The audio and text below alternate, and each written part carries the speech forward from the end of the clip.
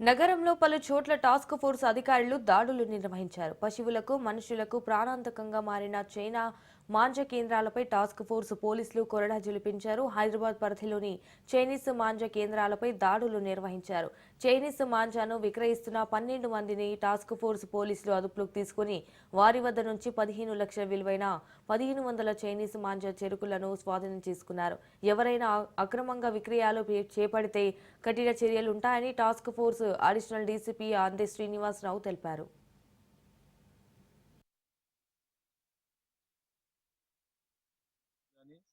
ఈ prohibited Chinese manja plastic ఏదైతే ఉందో దీన్ని వాడొద్దు అంటున్నాం. అయినా కూడా దీన్ని అడ్డదారులలో ఇక్కడికి ఇంపోర్ట్ చేసుకొని ఇక్కడ కొన్ని ప్రదేశాలలో వీటిని అమ్ముతున్నారు. ఇన్ఫర్మేషన్ తెలుసుకున్న తర్వాత మా గౌరవ కమిషనర్ గారి ఆదేశాల ప్రకారము ఈ మధ్య కాలంలో కంటిన్యూస్ గా రేడ్ చేయడం జరిగింది. నిన్న ఒక్క రోజే దాదాపుగా 12 మందిని అదుపులోకి తీసుకొని దాదాపుగా ఒక 1500 వరకు చైనీస్ మాంజా వీటిని మనం సీజ్ చేయడం జరిగింది. అయితే ఈ చైనీస్ మాంజా వల్ల ఏంటి ప్రాబ్లమ్స్ అంటే ఈ బర్డ్స్ కు, యానిమల్స్ కు ప్రాబ్లం వస్తుంది. తర్వాత ఎన్విరాన్మెంటల్ లో కూడా దీని మీద ఇంపాక్ట్ ఉంటుంది.